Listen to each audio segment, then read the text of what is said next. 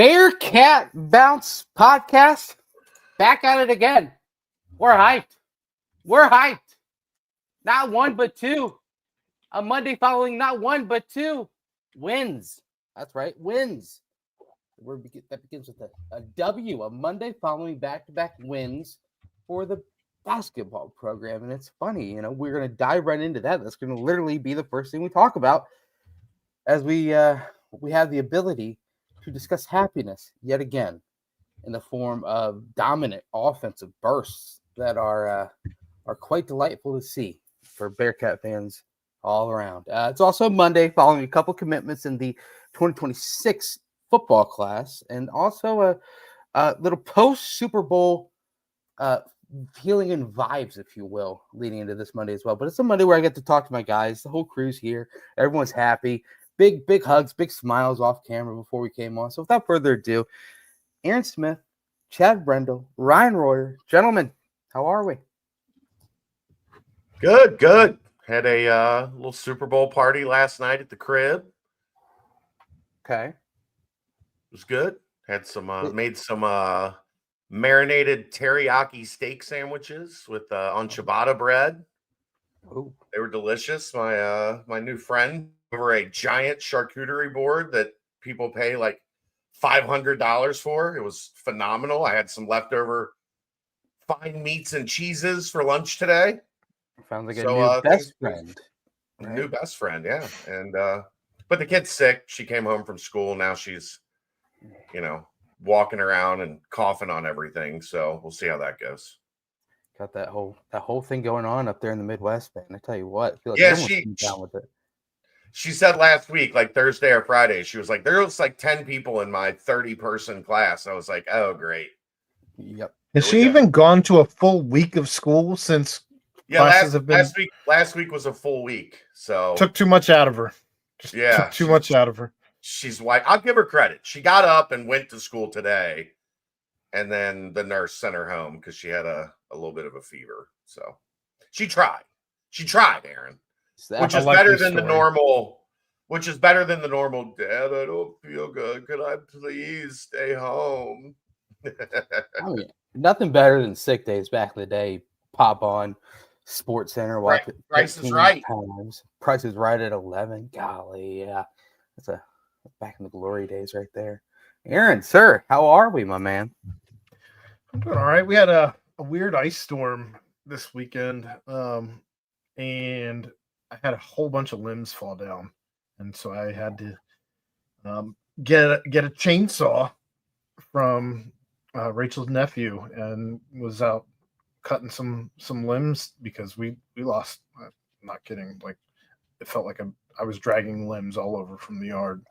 Wow, and they were pretty big, fairly good sized limbs. So. You're wielding a chainsaw out there in Athens, huh? It was terrifying. I'm not going to. It was the first time I've ever used a chainsaw, so I was. You thought you were going to maim yourself. The whole time.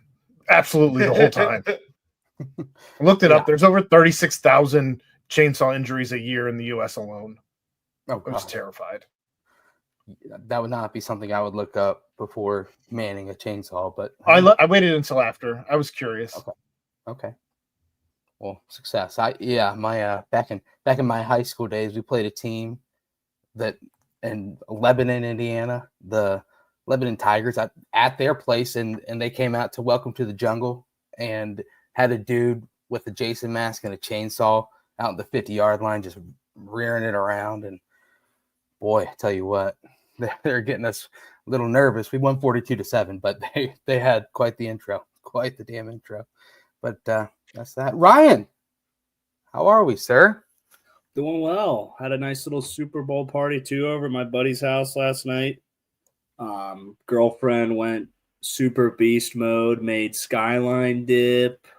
She made little smokies rolled up in the crescent dough. She made some jalapeno popper / Mexican street taco dip. Damn. I made some ham and cheese sliders. So we had some round two. The yeah, ham and cheese these sliders. ones they weren't burnt. These ones were made. These ones weren't left in the oven too long. So my friends were giving me shit for it. They're like, "Well, these are what they're supposed to look like, huh?" I'm like, "Yeah, how about you shut the hell up and just I made these for you." But yeah, it was a good weekend. Yeah, I'm watching two like different. I feel like I watched a different team in those two games, man. It's enlightening, and it feels good to be able to talk about some positive momentum being built right now. So Oh my god, excited to be here with y'all. No better thing to talk about than positive momentum in regards to our A little basketball mo. program. A little mo, baby, little mo. But yeah, that's good to hear. The girlfriend really stepped up. Sounds like some She damn went good beast dishes mode. she brought to the table. Yeah, I made a little skyline dip myself. How do you guys make skyline dip? Let's see if I did it right. Well, Cheese, we also made it. chili, shredded cheese. That's it. We made a special version of the skyline dip where it actually spills out of the container into my back seat of my car too on the way over. Yes. You guys should try it. It makes it 20 times better. That's a good version. That's a good version right there. They make these thing called lids, and you just put the lid on. And then, we were going simple aluminum foil on the top, and then that's how you get shit on the back seat of your car. I learned my lesson. Did you do a quick break or what happened? Was it? It was like leaning up against the slider dish, and I don't know if it just kind of like on a turn, it kind of got tilted off center or something. But right, yeah, you might need some to get your, spillage, and it does. you might need to get your tires rotated. Yeah. Skyline dip doesn't look pleasant spilled on a car seat. It doesn't look like something you'd want to eat. So, let alone clean up. Did you use chips to clean it up, or was I just said, "Hey boys, come out here." Got some chips man. now. We all just started eating right off the seat. It was pretty good. There we go. I would, but to get your tires rotated, you should head over to Danco Transition now to Kit Ryan. I know you and Danco Joe go way back, so I'm sure he would be more than thrilled to bring you back in, get you 10% off your next service, or $10 off your next oil change. Tell him Chad sent you. Tell him Ryan Royer with the Skyline Chili Dip sent you. Tell him Aaron, the greatest man alive, sent you. He'll get you those deals, get you those fixings. But yeah, let's wrap up Super Bowl talk real fast before we dive into basketball. Thoughts on the game real fast, because it's fresh in the mind. It was quite the snoozer. Is Travis Kelce gonna hang up the cleats? Is it a career done? You think he's got another year or two in him? What's the vibes following a kind of a pretty boring Super Bowl game within itself? I just laughed about his hair. I thought that was funny. I thought his outfit that he had to leave the stadium in because he got there in that outfit was funny. I thought the memes where he was going to propose and after the game where he couldn't do that because they lost, I thought that was funny. I thought Taylor getting booed was funny. I enjoyed Brian Cook's interception, though. Well done, sir. Yes, highlight of the game.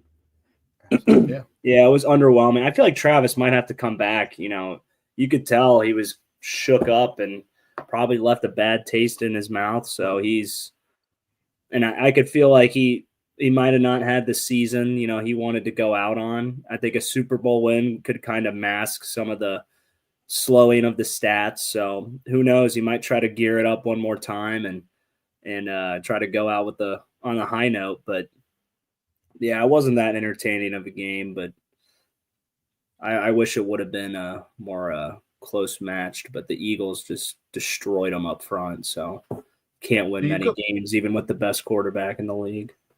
Do you go get the Turkish hair plugs, though, allegedly, if it's just for one game? What do you mean? That's what people are saying Travis Kelce's hair was. It was Turkish hair plugs. What? Why do people think that? Didn't he just grow his hair out? In 2 weeks? Oh, he's always had locks, man. He's got flow, always. I feel like his hair's been long the whole playoffs. It has. Twitter was a buzz. All right, now we're going into details on a man's hair. We're Really off to good. It was better than the game. Yeah. His Yeah, the game. his fit was a little. He was approaching Burrow levels of or should Going I all into the say fat. Ellen DeGeneres or whatever you want. Oh no. We've lost Chad. But yeah, that was a boring one. Yeah, the last thing Travis wants is to retire, and then next year the Chiefs go win a Super Bowl without him. The kind of like what happened with the Eagles and Jason. But I think he's back another year. There's no reason to call it quits. He had some good moments in the playoffs. But that's talking Bearcats. So Brian Cook, how about that big interception? Pretty Shout cool out what D. Dan Cook. Ward said. How wild is this, Ryan? I don't know if you heard this though. B Cook's last five, count them, postseasons. It was Peach Bowl, Cotton Bowl, Super Bowl, Super Bowl, Super Bowl. It's a lucky man. You can't get much better than that. He's a stud. Unless you win the national championship. He's got a couple rings. I think he's all right. I think he's doing okay. You get a ring? Do you get a ring for the AFC championship? Or is it you do? I think so. I'm sure you do. Yeah. Do they, It's not as nice as the real one. Or do maybe they even do rings for winning the division in the league? I have no idea.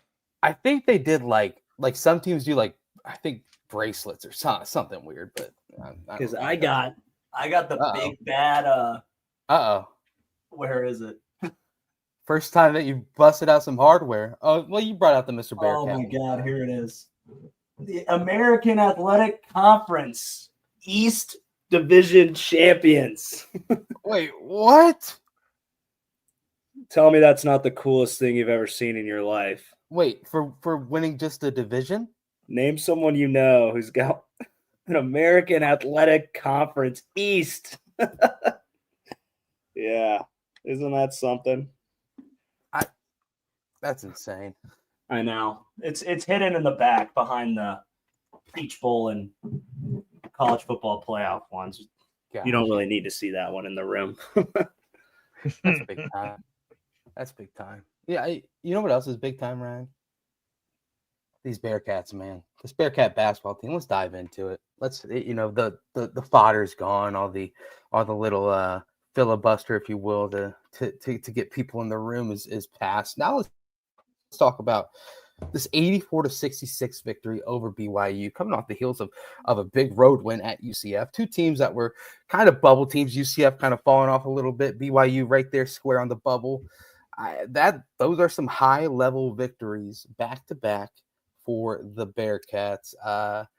Chad and Aaron, you guys obviously have had the aftermath following the game on Saturday, where you kind of broke down your thoughts on the game and whatnot. So I'm going to go down to Ryan, the man, and just get some overviewing thoughts.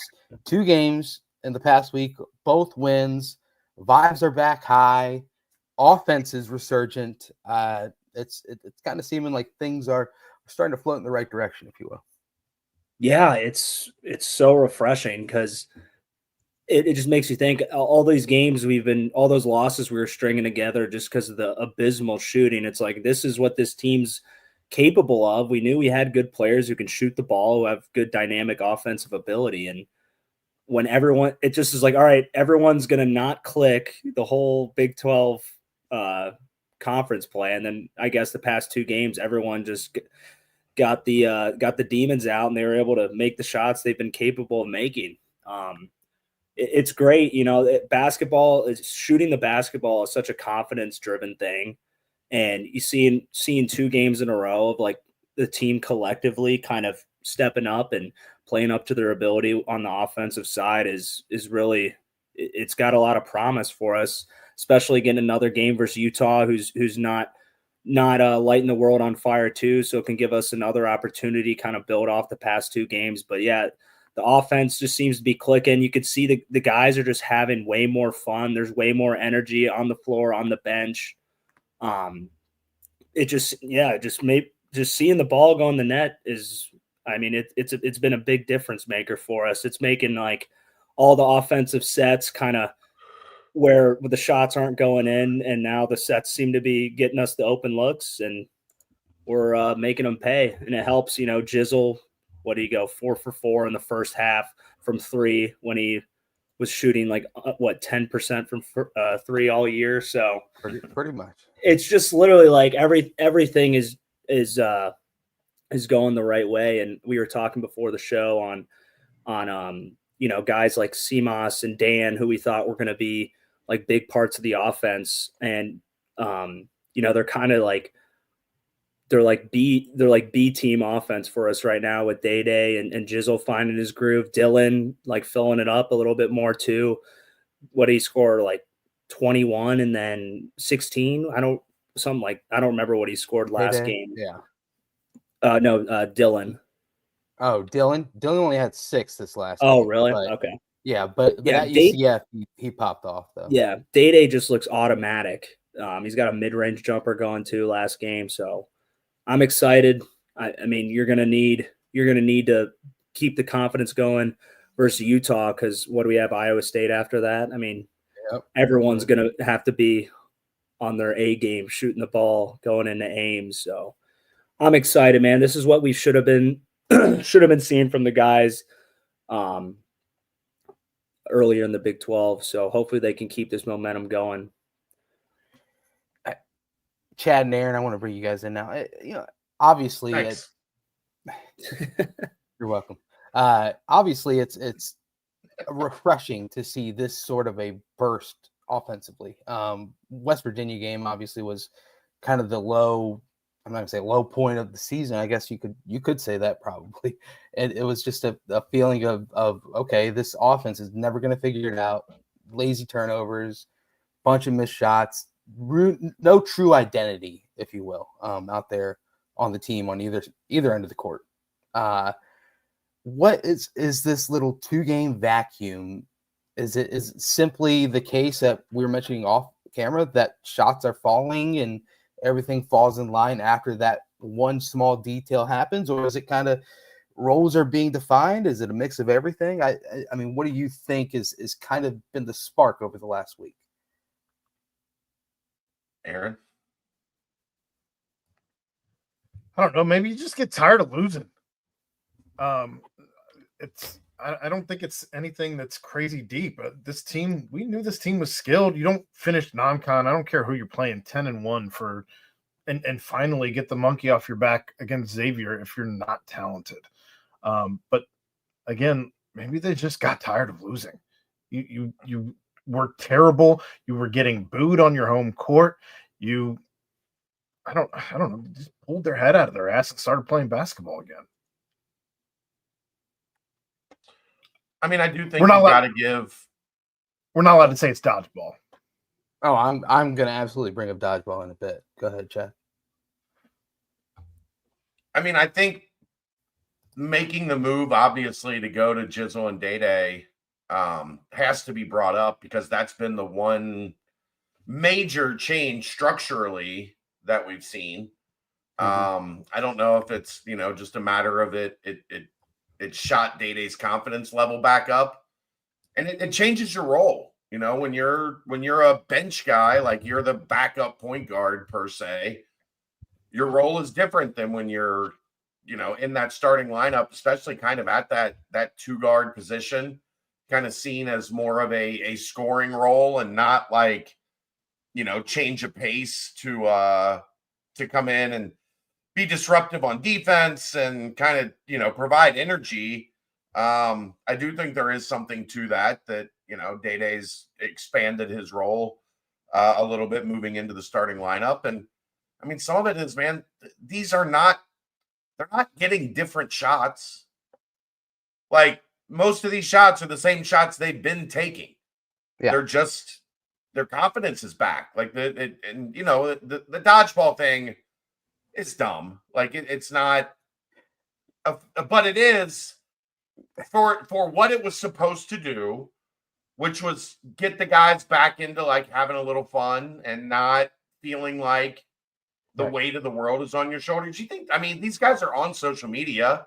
You think they don't hear asshole fans that are in their Twitter messages and DMs and on Instagram and telling them how much they suck and they're a piece of shit and transfer and, you know, give back your money and all the things that, you know, that are the worst parts of social media.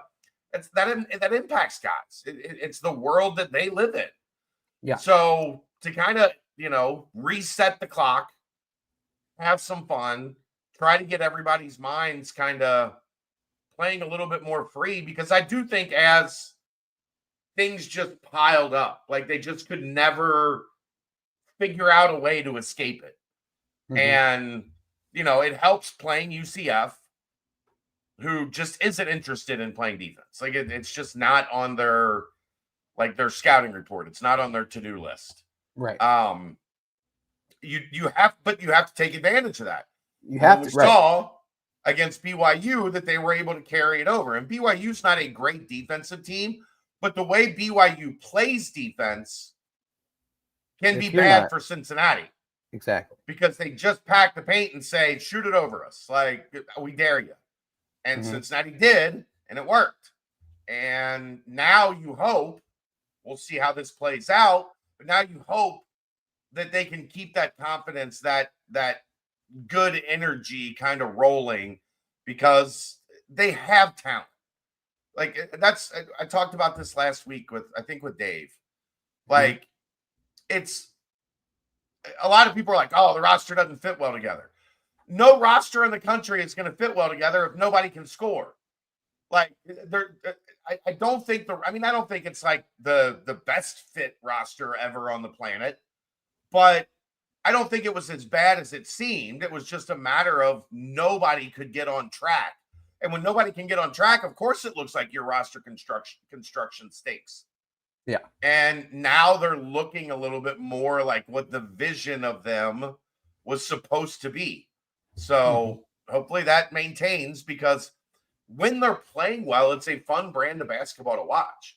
Like I think even in the first 10 games, Brent, I think you'd agree, even the Colorado and Arizona State wins didn't feel great because it didn't feel like they played great. It felt like they did enough to win, but it didn't feel like, okay, this is what we've been looking for from this team. And I think we felt that UCF and BYU. Now let's see if they can carry it over. Yeah, I mean, definitely Colorado was just like, this is a team that's winless. Obviously, you were winless going into it as well. And it just kind of felt like one of those games where it's just like, all right, what the heck? We build this big lead. All of a sudden they chip away. All of a sudden we're right back to where we thought, and this is going to be a loss. And then obviously Arizona State, same thing, build that big lead. Things are going fine. And then you lose the lead and you're like, oh gosh.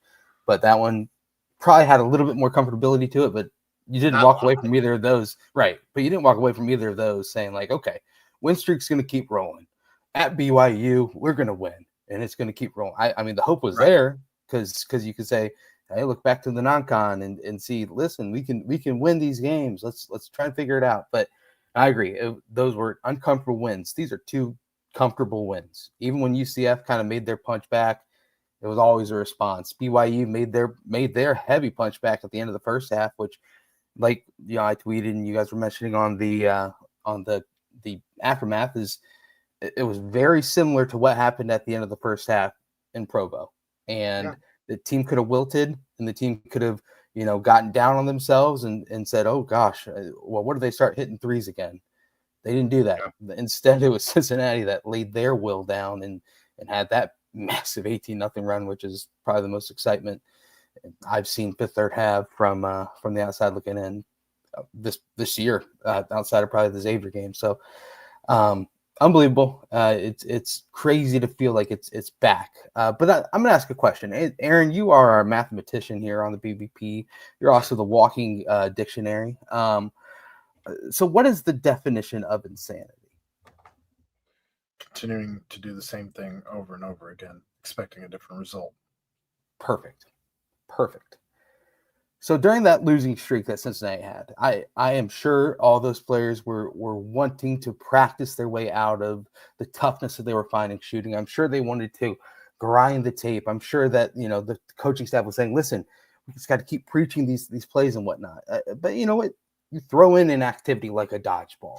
And sure, Wes does not like the media talking about it. He said he didn't want the media to get a hold of it. But you see instances in college sports and professional sports in anything where, some adversity strikes and you change something up. You put the left shoe on Bengals and the instead of the ping right pong shoe. table. For the Yeah. Bengals, it's the ping pong table. Right. When they're playing bad, they bring the ping pong table in to mix it up. Yeah. And then the next time they play bad, they take the ping pong table out to mix it up. It's always the ping pong table. Celtics, they're going out on these infamous dinners. I don't know what happens at these dinners, but something happens that they go on streaks in the playoffs. Titty parties. You said it. I didn't. You saw everyone likes to bring up Will Wade. Well, earlier this year, it might have been last year, they were going through some struggles, and all of a sudden he gets in there, he starts yelling at the team, and then all of a sudden he's saying, "Today we're having it had to be this year. Today we're having a NCAA football video game tournament instead of practice." And then supposedly they gone on some run. Ryan, you played sports at the higher level out of anyone in this room. It's good to throw in something to change the monotony of what is going on. I mean, you didn't face any losing streaks, any of that sort, but seemingly trying to do the same thing every day, maybe trying a little bit harder, if you will, it feels like it after a while, it could be detrimental to any sort of coming out of the slump or figuring things out. So that's why I think the dodgeball thing is actually like, yes, let's not bring it up and say that's the only reason why this little mini turnaround is happening. But I do think that it deserves a little bit of credence. Yeah, it's always good to kind of reset and, remember that, it's fun to be, no matter the amount of pressure or like the stakes that are involved, like it's still fun to be out there with your guys, like playing the sport that you love. And sometimes when losses stack up and, you're not playing well, it's easy to forget, that you enjoy playing this sport. And I remember that we always found ways on the football team, whether it be structured things like from like the coaches or the strength staff, or just ways on our own where we come in the locker room and just mess around. I remember we were going through a slump. We weren't losing, but we just weren't playing well. And for some reason, we're like, all right, let's just go in the locker room after practice and just completely mess around. Socks on our junk. Yeah, I might have contributed in some disturbing ways, but we had there was like a bird scooter and guys would like drive the bird scooter around and everyone would just be playing like loud ass music. And then I don't know if you guys remember Joey Graver, but we just took one of the tables and we're like, all right, Joey, you just jump through this table. He was in full pads, just destroyed one of the tables. And I feel like that next game, we just kind of had just like a more casual, more relaxed mindset, and we ended up playing a lot better. So there is, in like the strength staff during like the grueling winter, they'd always find a way like, oh, we're going to go like to the rec center and go into the water pool and like do like a workout. But it's really just messing around. So yeah, that stuff definitely helps kind of relaxing, resetting, and getting your mind right and believing in yourself and your team. Sometimes it was as simple as like higher ground. You guys would come out onto the field, full pads, whatever, and they go, hey, go take the pads off. Yeah. And then everybody would lose their goddamn mind, and it would be like a big like event, like just to get some life into higher ground so it wasn't monotonous every day. Like you got to break it up a little bit. Like especially, when you're winning, it doesn't matter. Everybody's having fun. Like it's it's fine. When times get tough, like you gotta push a couple buttons, get everybody reset, back on track. Yep, and looks like it worked out well. I mean, a good little reset, some dodgeball, kind of take the edge off for the guys. And we talked about like shooting the basketball. A lot of it can be mental because these guys have thousands and thousands of shots. They're great shooters. I mean, they have the same form, no matter if they're making it or missing it at this level. So it can really just be about the confidence and, like Aaron said, getting the monkey off your back and, resetting your belief in yourself, the team believing in itself as a whole. Watching one guy like Day, we kind of mentioned him, how he stepped up and he just looked so confident and really elevated his offensive game. I guarantee you that's that's rubbing off on the guys. Like you look at Jizzle, who hasn't shot the three well all year, seeing Day kind of hit those mid-range jumpers. He's probably like, oh, like Day's doing that. Like that's my thing. You know what? I'm gonna get my swagger back and maybe start taking some more shots behind the 3-point line, even though I haven't made him. And next thing you know, he's 4 for 4 in the first half. So it's good. There definitely is some credence to that, you know, dodgeball type of reset stuff. So I'm happy to see the guys responding from it. You know what? The four of us will add Dave and Jeff and, you know, Keegan and Reagan. BCJ versus all the other outlets out there. Do you like our chances in a dodgeball match? I think Yeah, so. Most other outlets only have like 1 or 2 people. Like we got strength in numbers here. Yeah, I believe in Royer. You'll be our catalyst.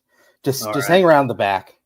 Let the other guys go out first. But yeah, no, I mean, just wrapping up that thing.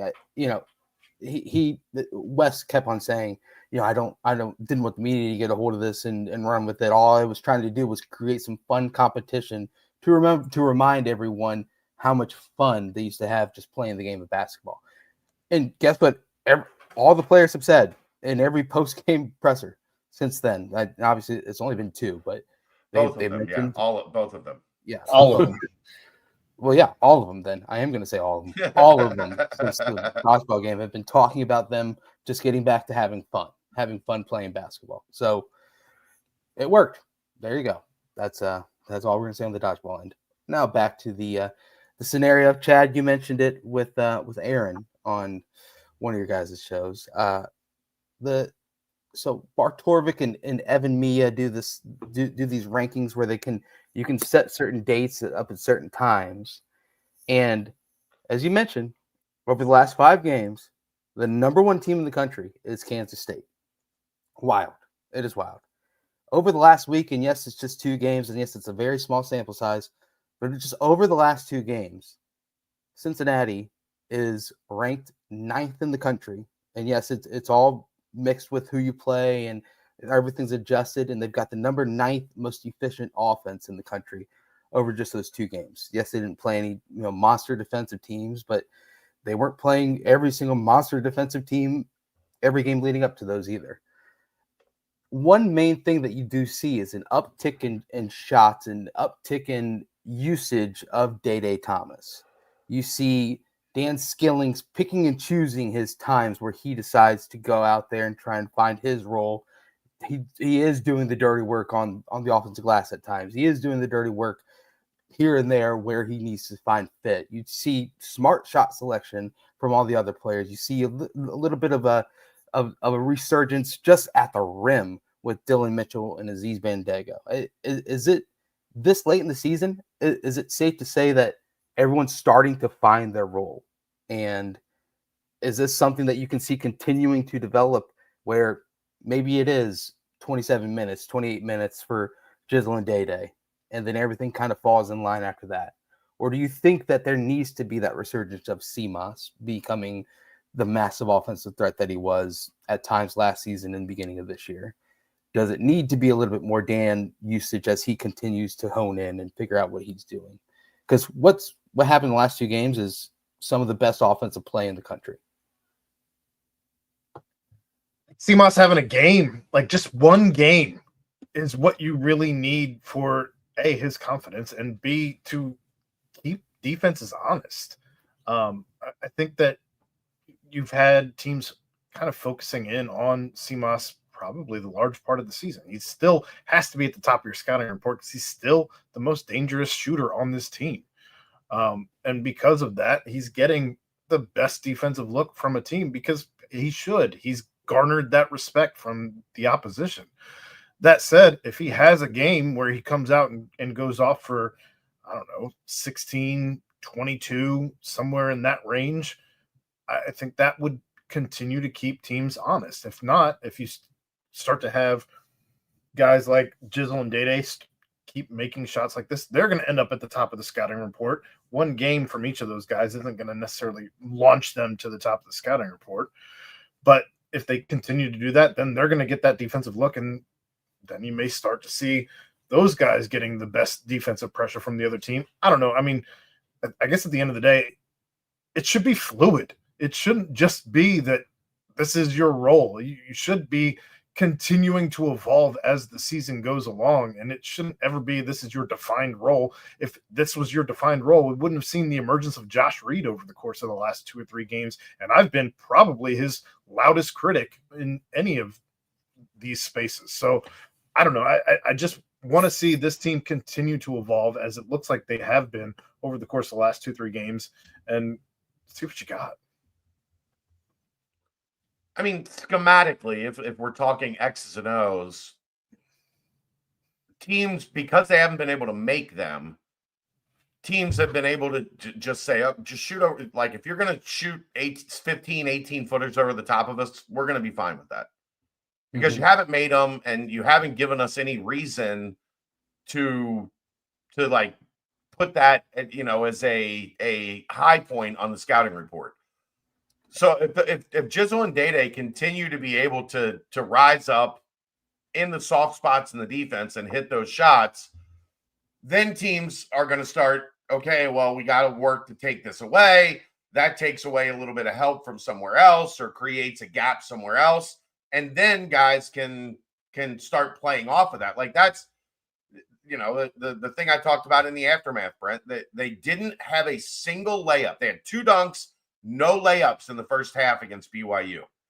13 layup attempts and 5 dunk attempts in the second half. 18 shots to 2. The first half there was 2. Yeah. Because BYU was packing the lane and saying, we dare you to shoot over top of us. Then they start making shots over the top. Now the BYU defense has to expand. Now there's more driving lanes. Now there's more space. Now you're able to get in the gaps and make more plays downhill. Like, this is exactly what I've been talking about all year. If they can't make shots, none of the other shit matters. It doesn't matter what you're trying to run on offense because the defense doesn't have to respect anything other than don't let this team get to the rim because they're long and athletic and that's where they want to score.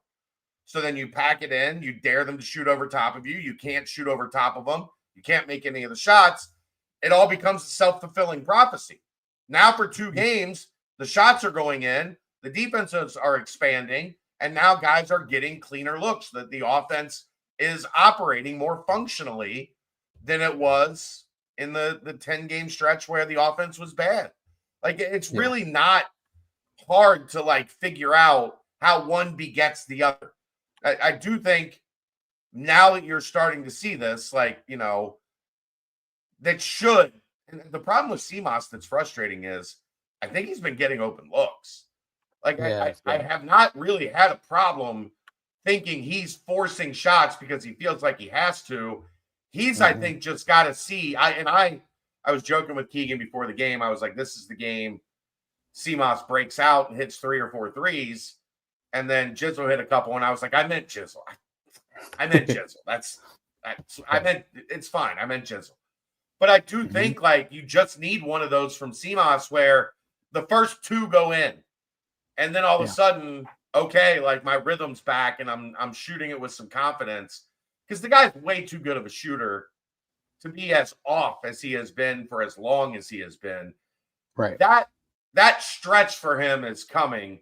But I do think he needed this. He needed some of the other guys to get going. And now that should give him theoretically a little bit more space because he's not, I mean, he was the only thing on the scouting report because nobody could make other teams pay. It wasn't that he was at the top of the scouting report. They just ripped up all the other fucking pages and were like, guard him. And these guys can't do shit. Right. So, you know, now let's see if it kind of loosens things up and he can find his rhythm again.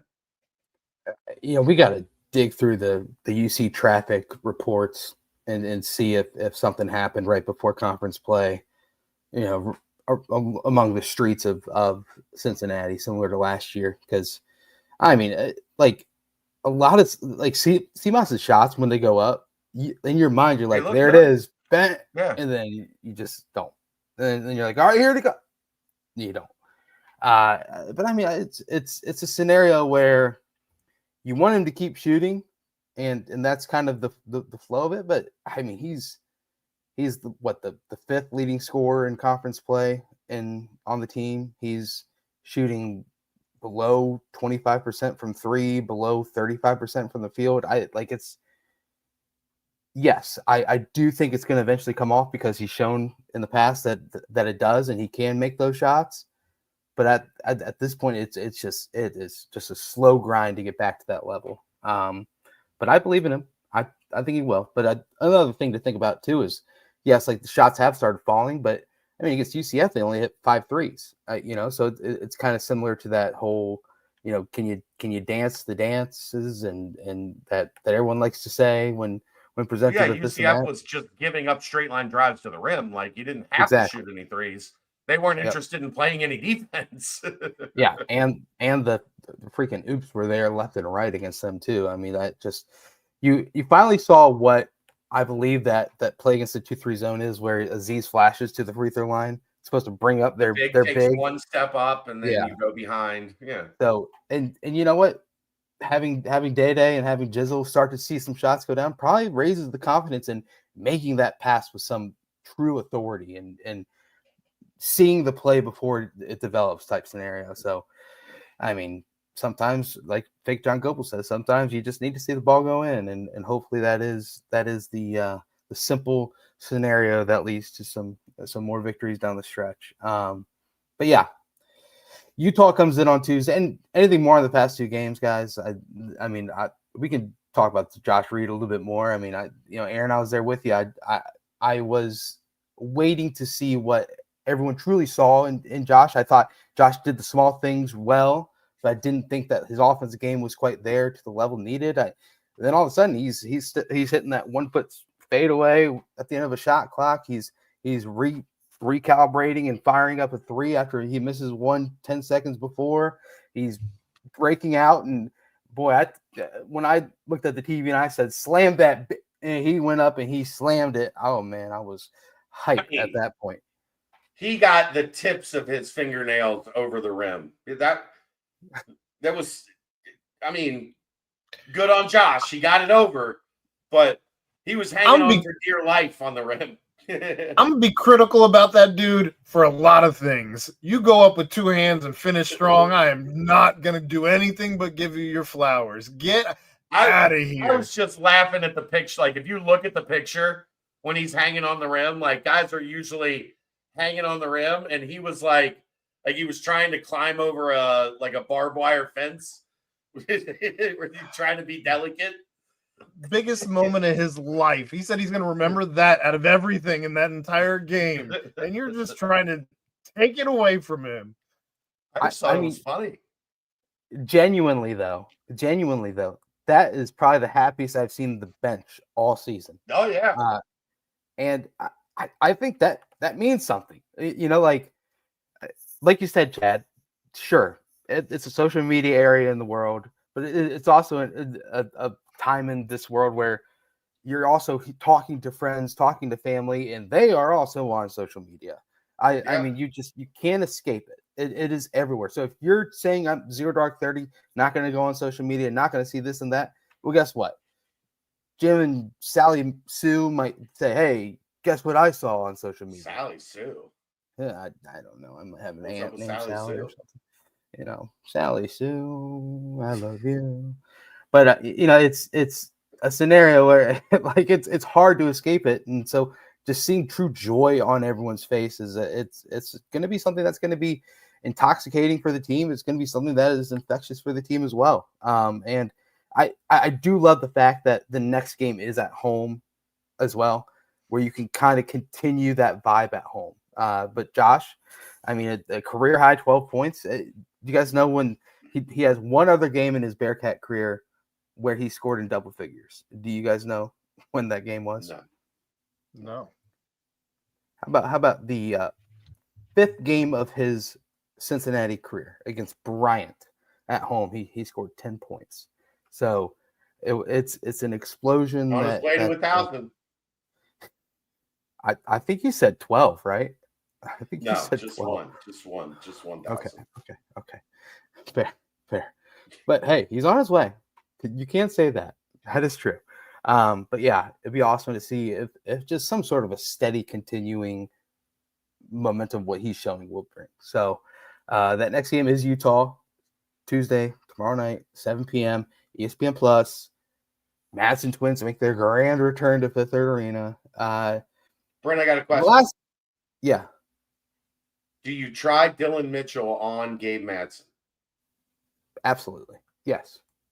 I mean, Gabe just kind of went off against us. He hasn't really been doing much outside of that. Well, he didn't even go off. He just got to we fouled him a bunch that just dumb fouls. Like he was getting to his spot. They're in the bonus, and you just put like he wasn't having a good game. And you just put him at the line like 6 or 8 times or whatever it was. Yeah. I don't know. It's that ending was very indicative of the direction the team was heading at that point. That whole game was that was one of the more strange games I've watched. One team has 19 turnovers, the other team loses a rebounding battle by 18. I mean, it was some hot shooting, some cold shooting.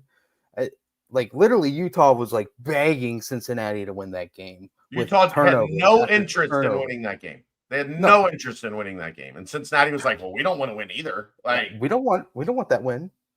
Look, we're trying to lose too." What script did you read before this game, guys? You're supposed to win, not us. Two teams fighting for draft position, Brent. Yeah, exactly. Tankathon is on. What the hell? We're supposed to lose this one. But I guess Utah comes to town. They I believe they're coming off a win against they lost. No, they lost West Virginia. They had a win against Colorado the game before, but I mean it's a they're bad. They're bad. Yeah, they're bad. Let's just say it. They're bad. They are bad. Not to win this game. If you lose this game, the rest of the season's irrelevant. Like none of it matters.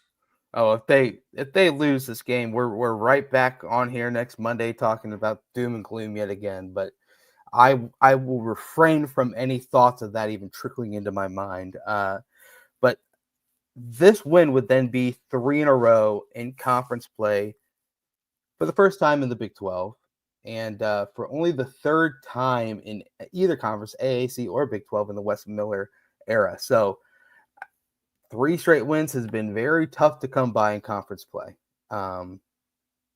They got to figure out a way, because this you look at all the bracketology, and I know this is crazy for me to say, but I love Kool-Aid. I love the sound of March. I love Selection Sunday. It's one of my favorite days in the world. Cincinnati's on pretty much every single first 4 out or next 4 out. If you look, they're on a bunch of watch lists, and like you said, Chad, lose this one, and it's kind of a little bit of an all she wrote scenario. So Tuesday night, big game. Chad and Aaron, are you guys doing a nightcap to look at that tonight? So we'll have the preview for that on there. Hopefully we spoil the Madsen's return. Hopefully they have a great time, but hopefully we spoil their return. Did he just make us do a nightcap tonight, Aaron? I was gonna say it's the first I've heard of it. So we're all getting that news here right now. Oh, well, are you not doing it? We can do the preview right now.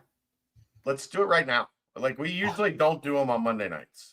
Oh, okay. All right. Well, I didn't know. That's why I asked, and you both were nodding, so that's why I said okay. We were both in our heads going, this fucking guy. Like, he didn't talk to us about that. All right. Well, then thoughts on this game tomorrow night, Ryan? Utah stinks. Beat their ass. Like, that's my thoughts on this game. That's why I don't want to do a nightcap about it. There's not a whole lot. There's not 15 minutes worth of content. This is not a good team. Like, you've got them at home. They beat you once, so they have your full attention. They destroyed you on the glass.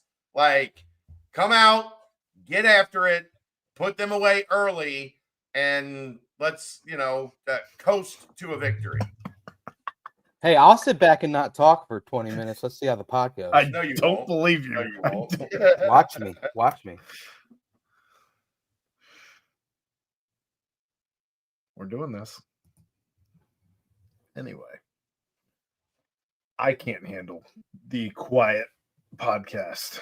So I don't know what these two are doing, but Ryan, what are you wanting to see out of this team as they play Utah? I like Chad bringing up the rebounding. I think you got to the way they out rebounded us the first matchup. I think you got to really set the tone and come back and win the rebounding battle.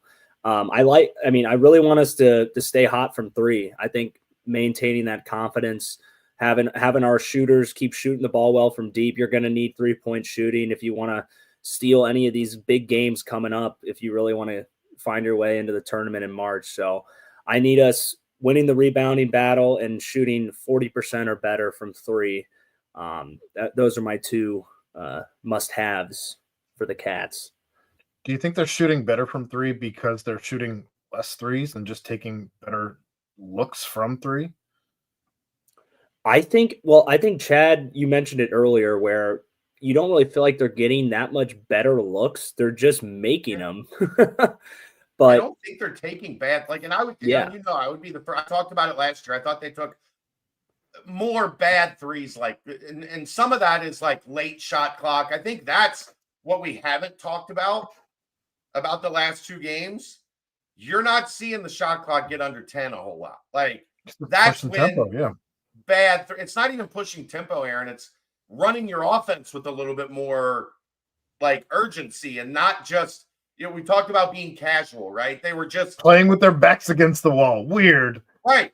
They were just kind of running their sets. They weren't hard cuts or guys weren't coming off, ball screens with purpose. And the last two games, we've seen them. This is the way it kind of works for the, people that don't get into the analytics, the nuts and bolts. The first 10 seconds is transition. Or secondary break, if you've got a chance. You get up and down the floor. If you can get a shot in that first 10 seconds, it's usually transition secondary break. The next 10, 12 seconds are running your offense. Running the actions, 2, 3, 4 actions to try to get a designed look. And then the last 8 seconds is flow, where whoever you get the ball to, they try to make something happen and get the best shot available. They're not getting to that last 8 seconds a whole lot. The last two games, which either means A, Aaron's point, they're getting out in transition more, which they're doing, or B, when they are running half-court offense, they're getting shots out of the design set offense. And they're not getting into that last 8 seconds where, guys, how many times did we talk about they would get in that 8 seconds and it was like hot potato because nobody wanted to touch the basketball and take that shot with 5 seconds on the shot clock. Nobody had the confidence, the feel good to be the one that said, give me the ball, I'm going to make the shot. And that changes things drastically when you're getting looks in the flow of your offense instead of just, we're going to make some passes, we're going to run through it, we're going to do what the coaches told us to do. And then all of a sudden, the student section's going 7, 6, 5. That's not good offense, Aaron. It's the epitome of bad 3-pointers. They almost always come from that, where it's end of shot clock and you have to get something on the rim. We haven't seen a bunch of those, fortunately. I tried to stop, but I can't. I'm too excited. So they aren't necessarily shooting better from three. They had one outlier game against BYU. They shot the exact same make and misses against UCF that they did against West Virginia. So I don't think it's necessarily the 3-ball falling, but 10 of 20, that's something to really raise your eyebrows at. I think it's more take that just the rest of the year. Oh, come on. Final Four bound if we do that. But I think more so it's just players getting to places more confidently and then stepping in and shooting the shot more confidently, no matter where it is on the floor. I think like what Ryan was saying about Day starting hitting a bunch of mid range, and Jizzle's like, wait a minute, those are the shots I make. Let me go make them too. And you're seeing drives to the basket where guards are looking to finish at the rim, finish a shot instead of instantly trying to throw up an oop.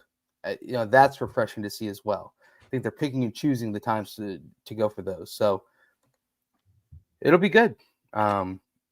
We'll see if it continues into Tuesday. I have a strong inkling that it will. Hopefully. Knock on wood. Hopefully. Yes, hopefully. Yes. Knock on wood. And now Ryan. I think it's time we timestamp and then we get ready for that segment. That one segment. That one, we'll get to it in a minute. First, this timestamp brought to you by Quick Paper Supply, your local and family-owned restaurant supply company for all your non-food products. They service over 150 restaurants with weekly low minimum next day deliveries, providing a wide range of food service products from to-go containers, cups, custom printed products, eco-friendly, and much more. They also have cleaning and restroom supplies for all your janitorial needs. Call Nick 513-470-2029 and reference Bearcats for 20% off your first month of purchases. Boom, baby. Ryan, did you go a little three-finger pour last night as the fourth quarter ticked away and the old Super Bowl? No, I was laying low last night, man. I had a little bit too much fun on Saturday, so. Oh my gosh, same here, man. Went to Perfect North, and then Perfect North. Did some skiing. I forget it's winter. Skiing and boarding. It was fun.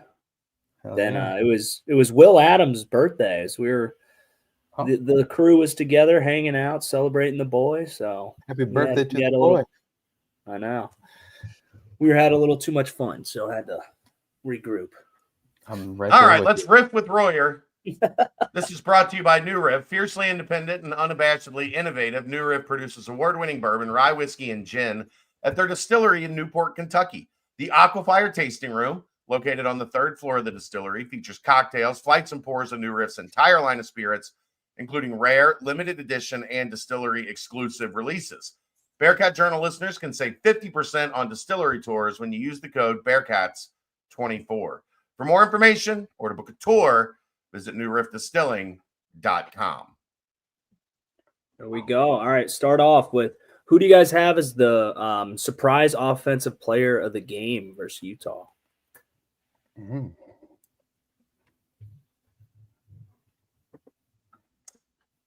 Go ahead. What you got, Aaron? Can you call Day-Day a surprise at this point? Because I feel like No. he's been on fire No. the last two. What if he was supposed to be our leading scorer the entire season? What if this whole time it was supposed to be Day-Day? If that's not if you can't call Day-Day a surprise, It'd have to be like a Josh Reed, Aziz, maybe Dylan Mitchell. I mean, I guess Seamoss has so much offensive talent, but he'd have to like have an explosion performance type of, he goes off for 20 plus. That could be an example. But I mean, isn't Dylan like your second leading scorer at this point? Yeah, but if he had like a 20 burger, that would be at least a little surprising, I guess. Yeah. Sure, Dylan Mitchell then. Only because I don't think anybody on the bench is going to do it.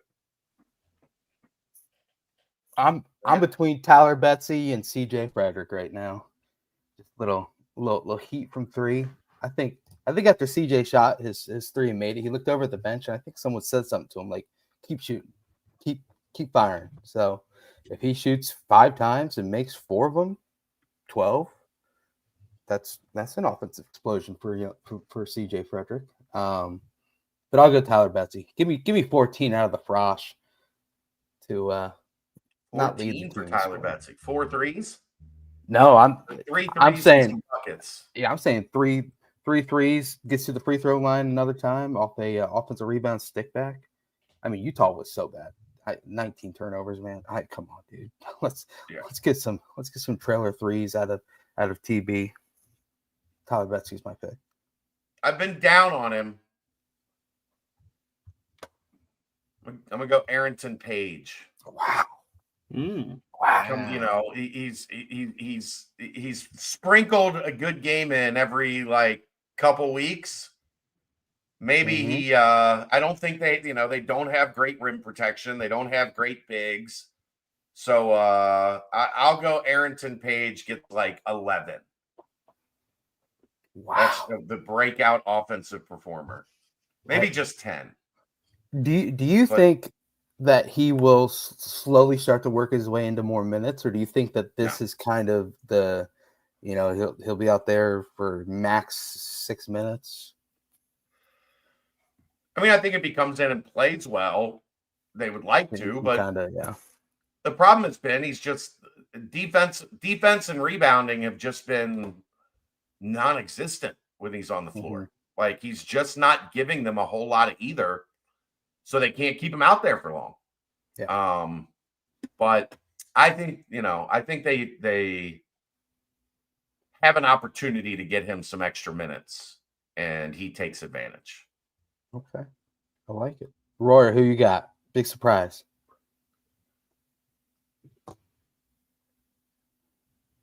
I'm gonna go with CJ Frederick.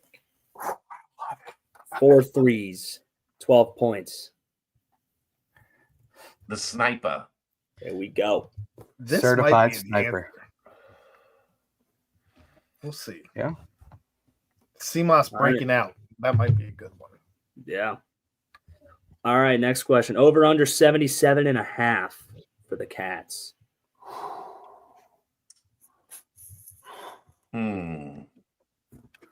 I'm big on what have you done for me lately. They're going to do over 80 again at home against Utah. Garbage ass Utah. FWIW, Ken Palm's got it 72-65 prediction right now. He's not always right. No. Very, very much wrong for a lot of our games this year. They don't play with great tempo. I mean, they're 94th in tempo, so they do get up and down a little. I think 75-ish. I don't know that they'd have to shoot. They'd have to be in the like 10 3-pointer range again. And I don't know that I'm comfortable saying they're going to make 10 threes again.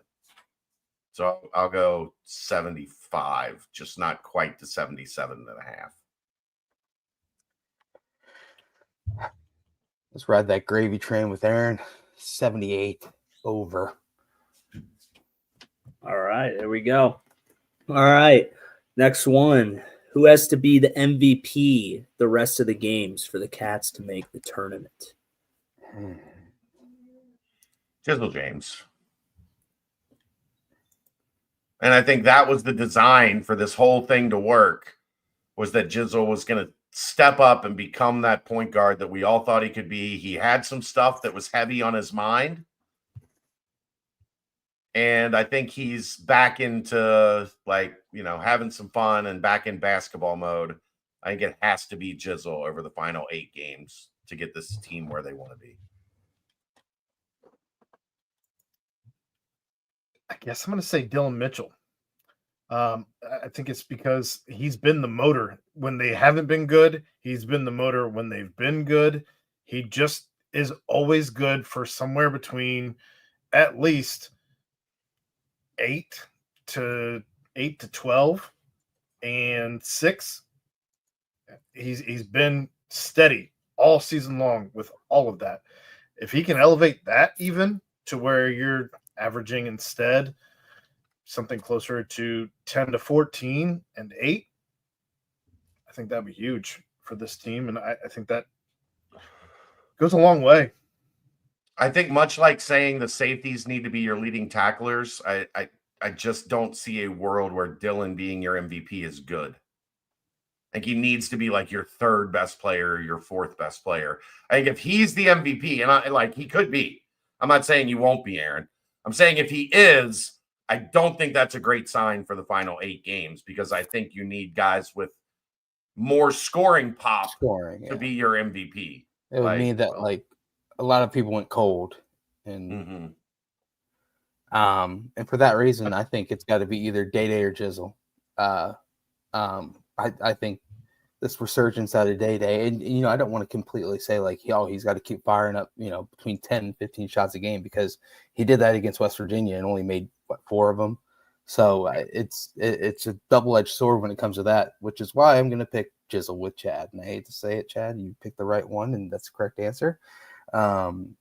If he just continues to show some semblance of a shooting ability, I just think Day and Jizzle on the court together it's crucial. It just looks looks, feels, vibes way better. And if Jizzle can continue playing off Day, continue just finding his little niche, scoring between 15 to 20 each game, then that'd be the recipe to a tournament chance. So yeah, I mean, the only reason I think, Aaron, I wouldn't go with Dylan, and I get what you're saying. Like, I in terms of like when you mean MVP, I think you mean more like overall, like factoring in the rebounds and the defense. I mean, like, and he very going well back to last be. season.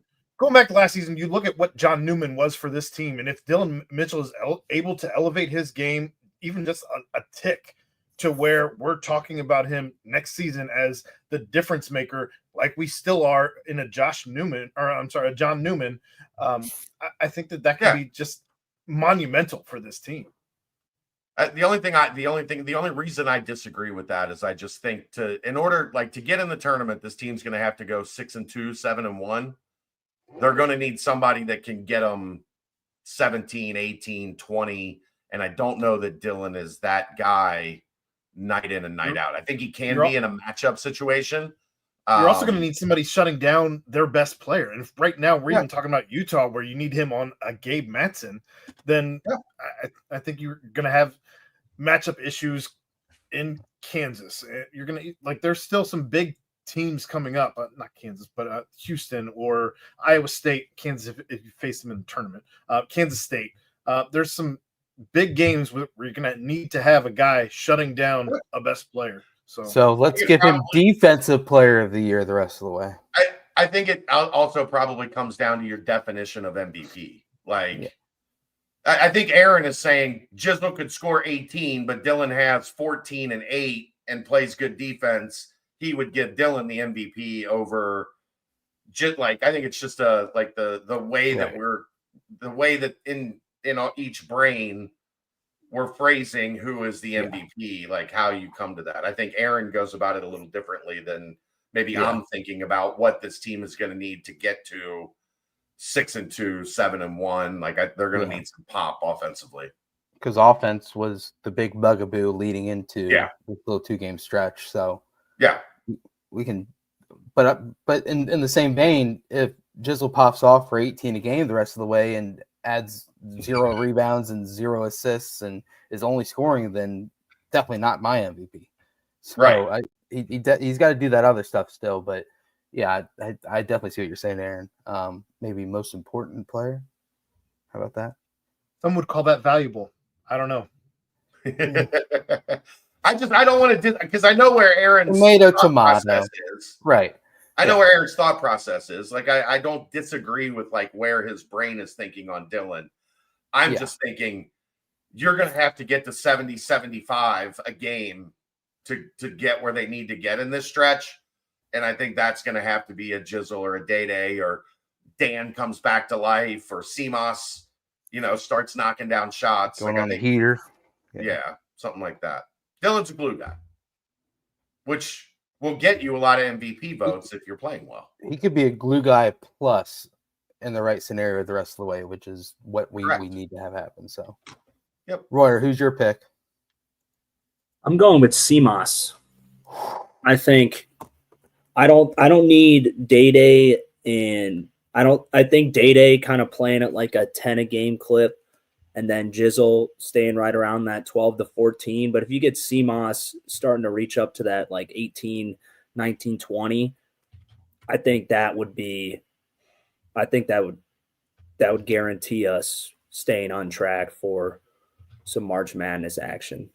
Because I know, Chad, you were alluding to it earlier with the resurgence of Jizzle and Day emerging as a threat offensively. It might open up a little bit more opportunities for Seamus, and we know his ability to shoot the three and just be a quality shot maker. And if he can get back to that and then elevate it even more and really start to take over on offense, I think it's going to be, I think that's the best look that we can get out of our offense, because we don't need Day scoring 20 points. We don't need Jizzle scoring 20 points, but if we can have, consistent double figures from both of them and then have Seamus really take a step, I think you're looking at a pretty unstoppable offense. But I've got one to add in here. guys. Just was brought to my attention on Twitter. What would your officiating nightmare crew be? Like you look down and you see these 3 guys in stripes. What would your nightmare be? I don't know enough to you guys are gonna have to help me out. Doug Sermons at this point has been atrocious all season long. I don't want to see him ever again. Ever. You want to take a guess at what the Baylor Houston crew is tonight? Doug Sermons. And I don't know. Kip Kissinger, who has also been awful this year. Yep.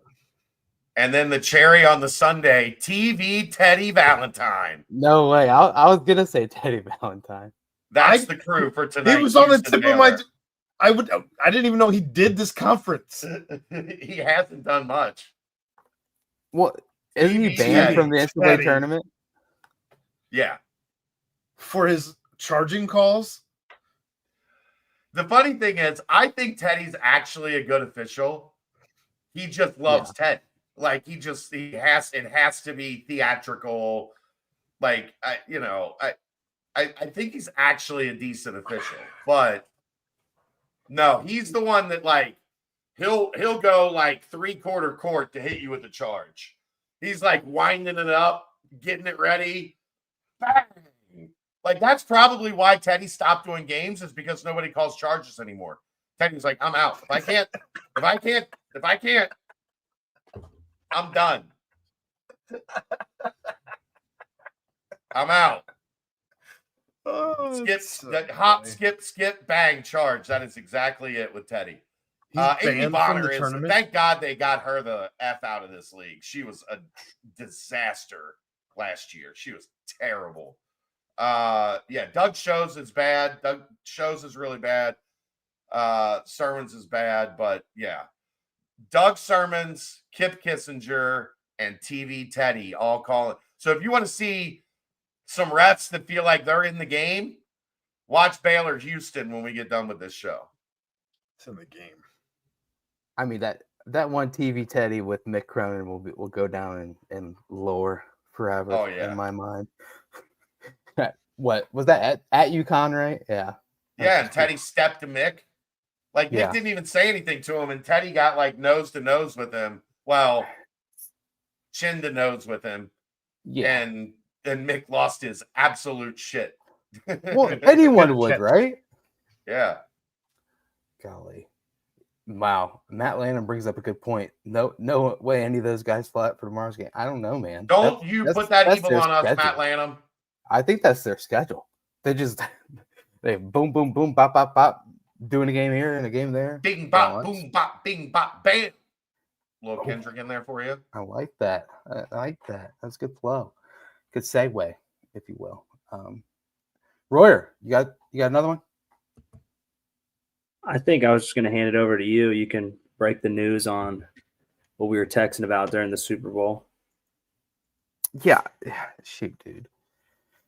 First off, we were talking about how wild our weekends were. You were at Perfect North. I was just tearing down the city here, trying to get into bars after they were closed and they were not letting me in. But hey, it was a fun night. But then we were also texting a little bit more about you were like, you know what? One of my favorite parts of the Super Bowl, I put up a big front. I'm a big football guy. But you said one of my favorite parts is the commercials. You said, I love the commercials and I love the halftime show. So you were like, what's your favorite commercial either this year or of all time from the Super Bowl? And what would be your favorite halftime show? Or who would you want to perform in a future halftime show to really bring down the house? And I said, dude, save that for the Bubba Puh. Save that for the Bubba Puh. Here we are. We're on the Bubba Puh. So you want to go ahead and ask it to the group? So stupid. The best commercial this year was Seal Mountain Dew. It was hilarious. I laughed so hard at that commercial. And I think the halftime show, future halftime shows like this year, I think you should have figured out a way to get Lil Wayne there. It's not as if Kendrick Lamar and Lil Wayne don't have a track together. So they are familiar I think if you're in someone's hometown and you're able to integrate, you should be able to do that. Like if they go to Dallas, I think you need to figure out a way to get Post Malone, who's a Dallas fan, and Creed back on the stage. Stole my Dallas. answer. So Creed. I'm sorry. Creed's my my dream halftime show. I saw him at Riverbend, man. They gotta get elevated up to the Super Bowl. They deserve. He's out.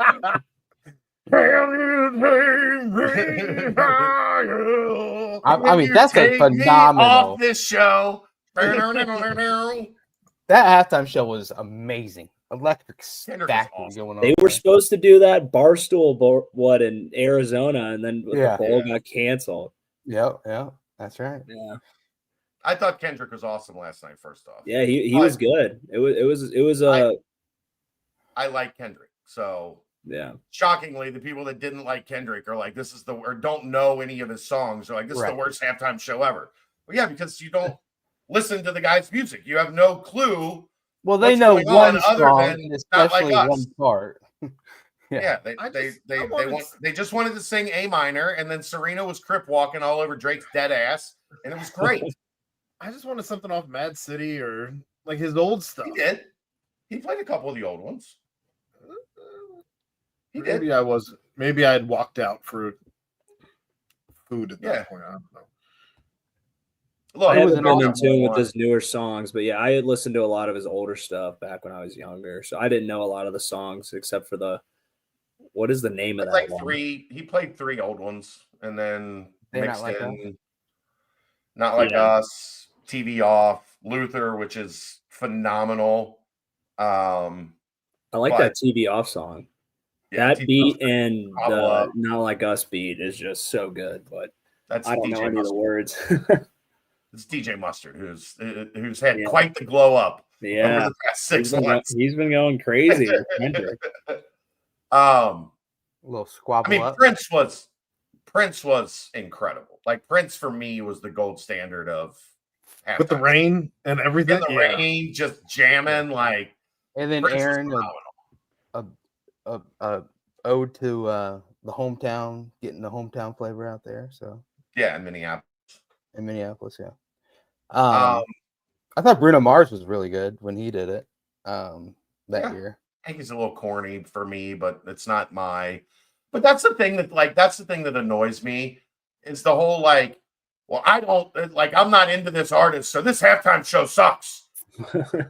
It's not for you. If that's not somebody you like, then it's not for you. Like, just relax. Go get a beer. Aerosmith, Nelly, NSYNC, and Britney. That was wild. Justin Timberlake and we'll probably bring that one up again. What about Kendrick was out there to kill a man, and he killed him. He's dead. I'm shocked they haven't done Taylor Swift yet. That is just boggling. Next year. I thought she was gonna come. I thought she was gonna come out and do. She has a song with Kendrick. Yeah. I can't remember. Wait, why won't you said she won't do it? Coming up bad blood. They've tried to get her to do it, and she says no. Really? She's above the Super Bowl. I don't know. Maybe next year is like Sabrina Carpenter featuring Dua Lipa, Taylor Swift. Did you know? I found out the craziest thing ever, Brent, that I did not know. I'm sure you know this. What's up? Did you guys ever watch Girl Meets World? No. Chaperone. No, the Boy Meets World. You know, Boy Meets World with Topanga. Yeah. They did a spin-off of that, Girl Meets World, with his their daughter. No. And their daughter's best friend on that show is fucking Sabrina Carpenter. Wow. Worlds collide. I had no idea. And then somebody said something like, that's the girl from Girl Meets World. And I was like, no, it's not. Phrasing. Whatever. But like that, no, it is. That was Sabrina Carpenter. She was on Girl Meets World with Corey and Topanga. Okay. That blew my mind when I found that out. It was one of those, like, that doesn't look like the same person at all. Not at all.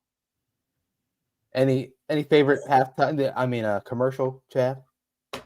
Terry Tate offense linebacker is still the best Super Bowl commercial of all time. It's hilarious. Like that, the first time they showed that when he was just lighting people up, Bob in accounting, just wow, like that was amazing. The Budweiser frogs were great initially, and then it got to like, okay, enough. I've heard enough of the Budweiser frogs. Or what's that? Yeah. The Clydesdales always get me. A little tear rolls down my eye each time I see them prance around. Such a nerd. Beautiful. It is beautiful. Oh, we got SK in the chat. But anyways, That's good. that's fantastic, Ryan. You know, I love your input every time that we bring this up. Creed. I mean, Eagles win. Snoop and Dre, we gotta give that a little love too. Snoop and Dre were incredible. They brought everyone out too. Right. It's awesome. Eminem, 50 to 1 jail pull-ups, like Yep. Snoop and Dre were phenomenal. By the way, Serena's got it. She was rocking that sea walk. She was killing it. Oh, she got in so much trouble. You remember that? When She crip walked after she won a major and crip walked. Oh, like at the tournament, like when she was she put her racket back in her bag and started crip walking like at the tournament and got in a lot of like, you know, people weren't so down with the old gang dances back then. But she brought it back to dance on her ex-boyfriend's grave. I completely forgot that they dated. Yeah. Having a sister who died in crossfire of a Crip gun. Anyway. SZA too, right? Didn't SZA date Drake a little bit? It's a weird thing. No, they collabed together, but I don't think they dated. Okay. Well, I mean, hey, I love it. Creed, Super Bowl halftime show 2026. Lock it in. Come on, baby. Come on. Just give me one thing, Goodell. What are you gonna have? Creed and Nickelback? Like, is that where we're going with this? Wow. I saw the tour was Creed, Daughtry, Three Doors Down, and what was the other one? Matchbox 20. It was epic. That sounds like the worst night of my life. just like secretly the closet favorite bands of a lot of people. If they just All right. Well, yeah, the Bud Bowl was awesome. I do remember those. The Bud Bowl was great when we were. Can you believe the Rizzler didn't make an appearance last night, Roy? I was kind of down about that. I could believe that's a good point. Yeah. Of the things I could believe, that was on the list. I had the over under at over 0.5 of Rizzler appearances during the broadcast and did not a Costco commercial with the Rizzler, or just like a quick flash out into the crowd. And your bookie loves you. How about the over 2.5 and you know, players attempting a pass hitting? That was a big hit. Shouts to the boy. Did you hear about the potential scandal in the national anthem deal? No. What? He said the same line 3 times? That like made it go over because he knew somebody that had a significant bet on the over. Shocker. I'm sure that hasn't happened about 14 times over the years. Yeah.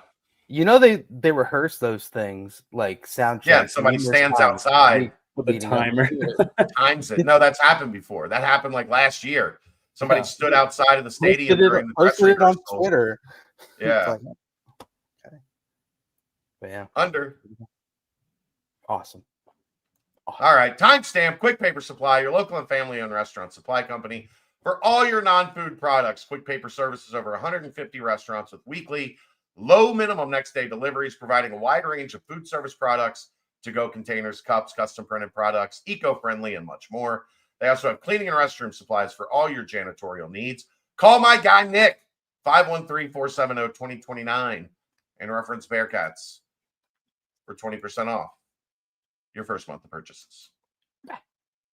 Gotta love it. Gotta love it. Chad, any comment on the additions picked up? We had a breaking news last BBP of a commit coming in now over the last week. Jaden Wyndham committed to Cincinnati out of Detroit, big boxer. And then, of course, then yesterday, Solomon Mathis commits his pledge. It's a big fella right there, adding on to the class of 2026. Obviously, you and Dave and Aaron sprinkled in some as well during the BCJ pod. Phenomenal. I love whenever it's Zach and now Jack obviously comes on. It's one of my favorite pods each year. So keep that up. But a lot of good information on that about the transfers coming in. But as far as the start to the 2026 class, it's looking pretty good. Yeah, I mean, I know with Mathis, they just I think he's up to almost like a 7-foot wingspan. Mm. So good size, moves well, light on his feet, 6'5", 285, with long arms. Like that's where that's kind of like that tweener height, 6'5" for a tackle. But if you can find them with long arms and athletic and can move, then there's some hope that they can help you on the outside. So I know they're big on him. Wyndham, obviously, same high school as Sauce Gardner.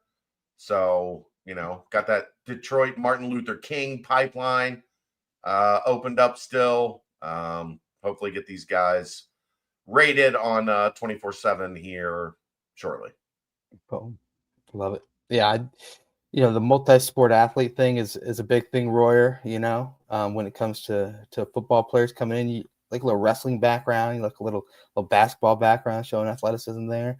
How about a little boxing background, like a big time boxer?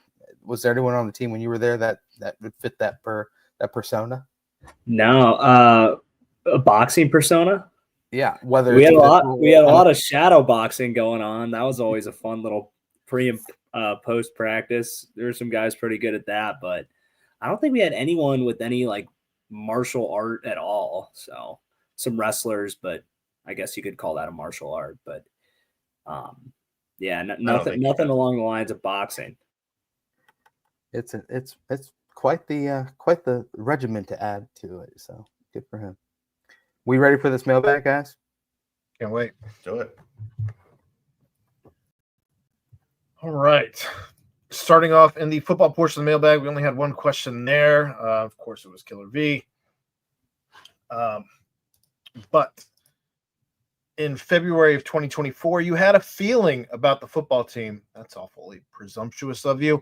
Is your February 2025 feeling worse, equal, or better based upon the offseason news, recruiting, portal acquisitions, and another year of experience? No wait and see answers. This question is about your current perception. You're not the boss of me, Killer V. So demanding. I'm going better.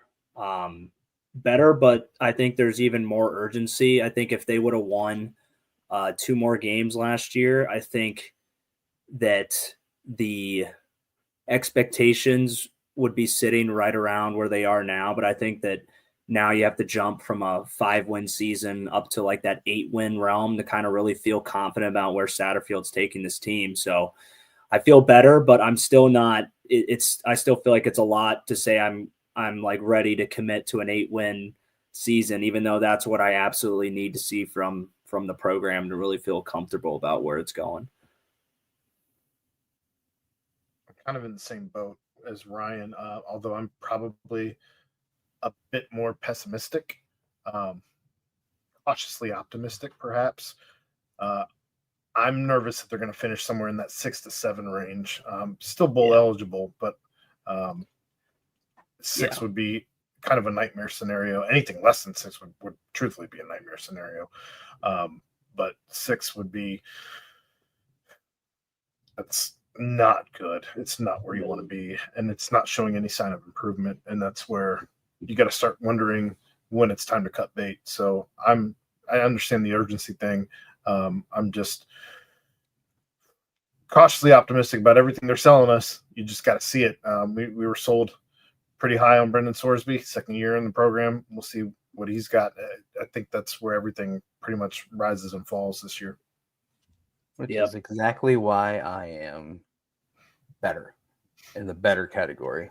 Because, I mean, you return a high-level player at the most important position. You return another very, very high-level player at another very important position at defensive tackle. You have one strong weapon. You had numerous weapons around Sorsby. I don't know. And of course, it also helps listening to Coach Sat on here and Coach Sat on the press conference, and of course listening to Chad and Dave on the BCJ pod. Kind of helps raise the thought pattern. But I mean, I'm feeling better.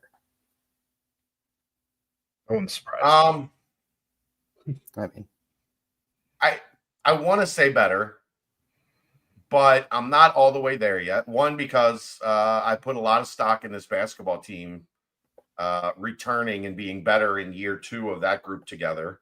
And that hasn't exactly played out like it did. So I don't want to get out over my skis on instantly Sorsby's back, so everything's going to be better. I do think it should be, but we've learned the hard way that it's not a guarantee.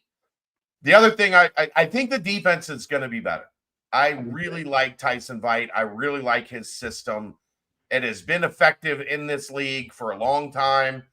I think they got better, significantly better at defensive back through the portal. It will be interesting to see how they maneuver all those pieces because they've got a bunch of dudes for 5 spots right now. Offensive line worries me. Like, I don't know yet. Like, I don't know what I don't think we gave enough credit to how freaking good John Williams was as a senior. Like, he was an anchor at left tackle. And that, just watch last night. Watch what it looked like when Mahomes couldn't get his feet set. Couldn't get his, his eye level was never able to get downfield. I trust Coach Cardwell, and I do think they have good pieces on the inside. But we don't know a tackle. Like, until we really get to start seeing what spring ball looks like, and if they can go potentially find a tackle in the spring portal to even further bolster that group. And I also think they got a good running back room, but Corey Kiner was great. Like, to do what Corey Kiner did for a team that didn't have a great passing attack for 2 years and still be able to get over 1,000 yards and still, have the yards per carry that he did and the lift that he gave the offense at all times. I'll say better, but it's not said with a ton of confidence yet. Because I do think, offensive line and running game in this system are critical. And I need to be a little bit more confident that they got those right before I'm going to definitively say that they're better. But I do think, the arrow is trending up. I'm just not sure how far up yet. I think that's the best way for me to put my feelings on it as we are, roughly a month from the start of spring football.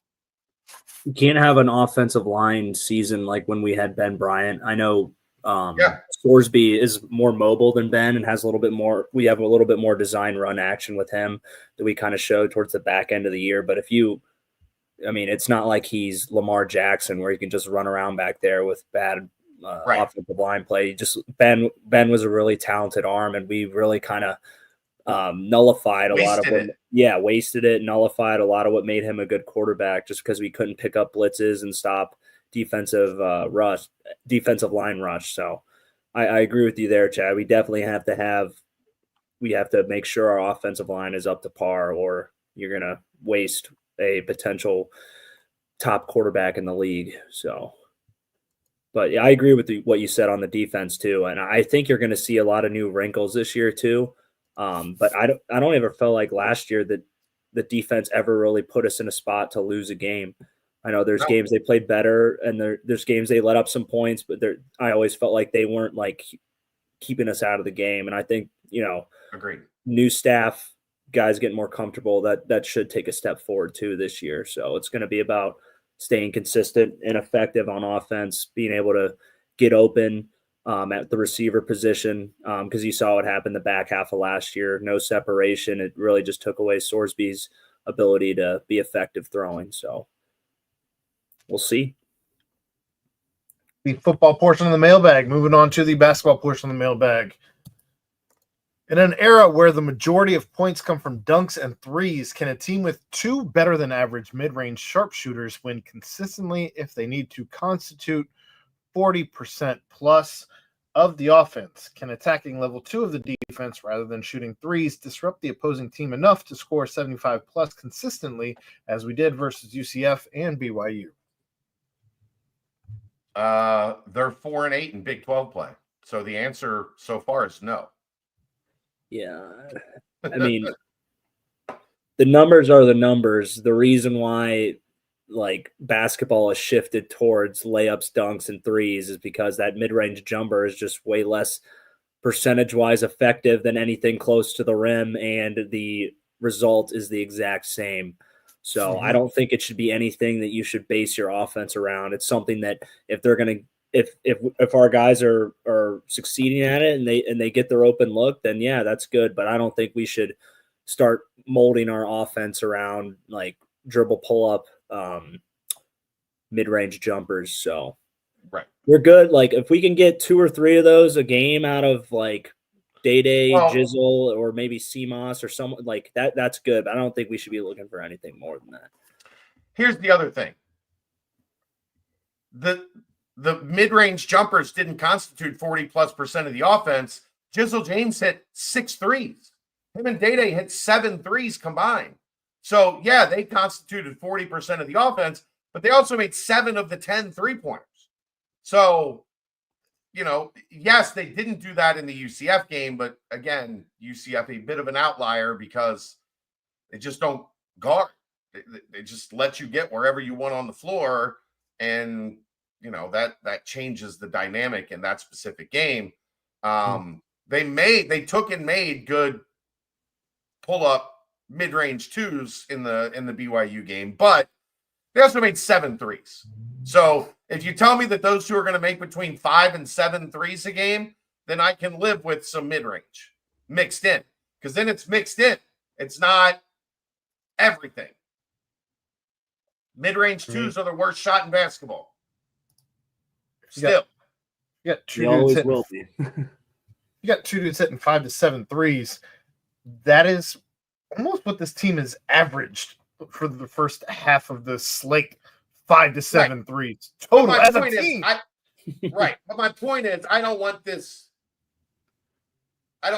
offensive resurgence signified as they've only relied on mid-range twos. That hasn't been the case. No offense should be. That'd be sick. They scored 56 points in the paint against UCF. Those were not mid-range pull-up jumpers. Those were not long twos. Those were points at the rim. Yeah. So I just yes, they have done a good job connecting on some mid-range jumpers. Do I want them to take more of them? Absolutely not. It's the worst shot in the sport for a reason, even if you have guys that are pretty good at it. Yeah. I mean, there's only one team in college basketball that's basing their offense around not the 3-point line and dunks and also mixing in the mid-ranges. That's St. John's, and they have an elite defense. So right, can't really quite do that unless you've got one other thing. So I agree. I think they're kind of making a lot more threes against BYU, but I think getting to the basket's the main thing, and they've both shown that too the last 2 games. Any word on Hickman? I assume he's past the point of being able to get a medical red shirt. I don't know yet. I know they've been trying to work him back. It doesn't sound like they've been able to do so yet, where he's gotten back to shooting a little bit, but it sounds like when they've tried to ramp him up to see if he can, start doing the steps necessary even before you can return to practice, it doesn't sound like he's gotten all the way through that yet. So the medical redshirt thing, technically, yes, I do think, maybe there's an argument because he got hurt and then tried to play through it for a couple games. Maybe they could try for a waiver or something. I don't know. Who knows with the NCAA anymore? Because they want to get out of the waiver game where they've just been like, fine, you can have it. Don't take us to court. We don't want to lose. But I don't know. It doesn't. I mean, there's 4 weeks left essentially, and he hasn't returned to practice yet. Like, it would be really difficult to get him going for like 2 weeks. Like, and then you're trying to work him back in. Like, I don't know if that's fair to the kid, really, that you're trying to get, he's going to have 6 weeks off. And then you're like, hey, we got 4 games left and we're trying to make the NCAA tournament. Good luck.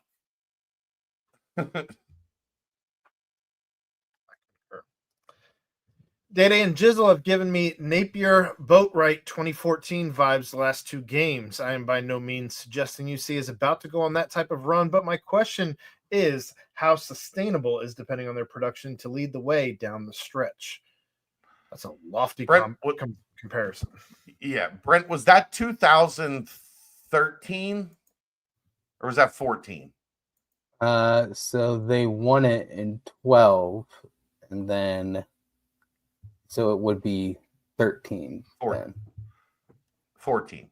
Is it 4? Yeah, like 13, 14? 13, 14, yeah. Yeah. They were top 10 in defense that year. And it was because Boatwright and Napier were just absolutely elite on the ball. Like you couldn't get into your offense. The two of them were so good defending the top of the offense, and you just couldn't hardly pass. But, you just couldn't get into your offense. They were that disruptive. So no, I don't think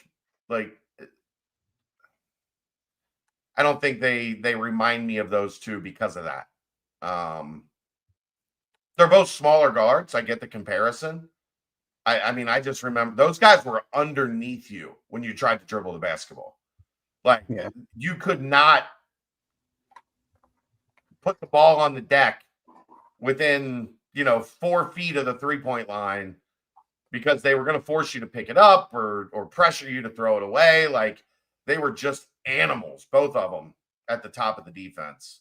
So I think that's what's really different if you want to compare the two. And I mean, they've had just on Data have had 2 good games.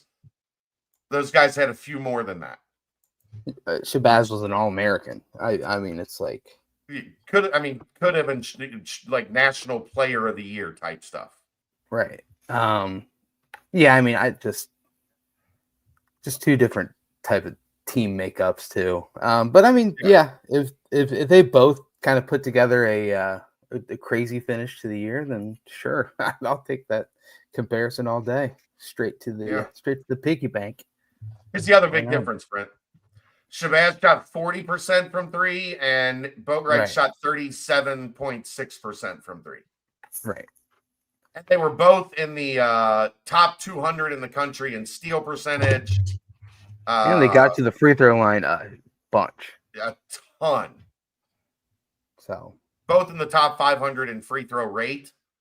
And then fouls drawn per 40 minutes. Like that, those two were dogs. Yeah. They were. That's why they won the national. What a name from the past on that roster. Niles Giffey. Yeah. Just looking at that roster on Ken Palm. I thought DeAndre Daniels was going to be a better pro. He's not. Is Josh Reed's rise strictly a result of finally playing with confidence, or do you think he's elevated his game in recent weeks? My guess is both, but he just looks like he has a different demeanor out there lately. I think he's kind of felt. I think what we were lacking in terms of,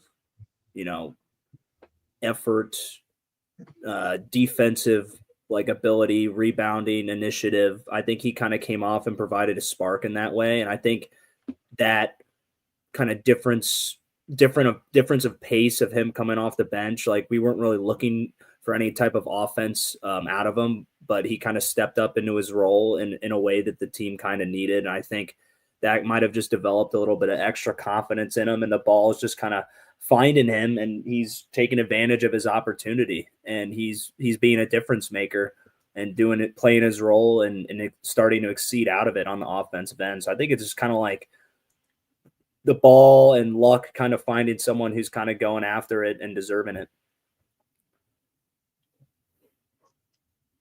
Real quick to answer this, Day-Day's good for 38% from three. He is, and that has been excellent, but he's also a significantly lower volume shooter than either Boatwright or Napier. Brent, you're up. Yes, sir. I just think I think everything's a confidence thing. I truly do think it is, especially with college sports. It's a contagious thing as well. So I do think it's a confidence thing, especially when you see the whole team kind of raise up and get excited when he makes certain plays here and there. So I think the confidence is a key factor, but obviously I think just honing in on a role and trying to maximize that role and not do anything outside of what that is another thing that just adds to his higher level of play as well. I think you were almost there, Brent. You're almost there. I'll take almost. The role is being expanded because they haven't been able to score. So like last year, he was in a role where they weren't asking it. When he went in, it was like, if you get a wide open rhythm three, take it. But we just need you to be John while John is out.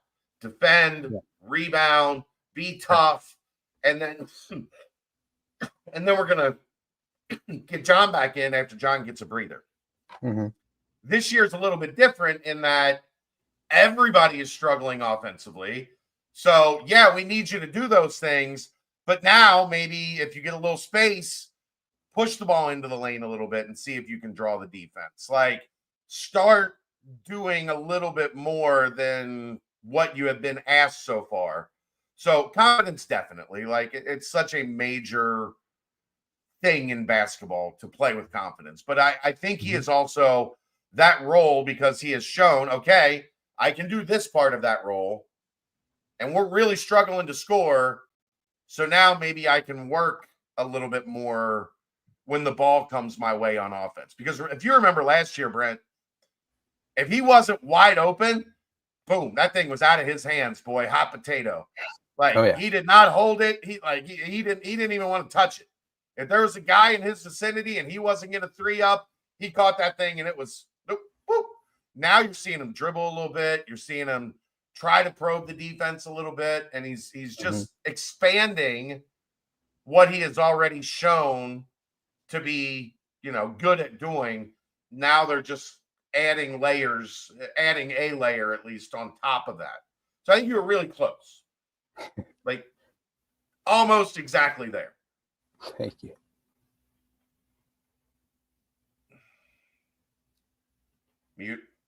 Muted. On a scale of 1 to 10, how confident are you that this team has turned the corner? How will that number change if they convincingly beat Utah? About a 6. Yeah. I don't I think think it goes from Utah 6 to 7 if they win. Right. Yeah. I don't think beating Utah convincingly changes much of anything for me. If they do the crazy on Saturday, boy oh boy. Then we're having a different conversation.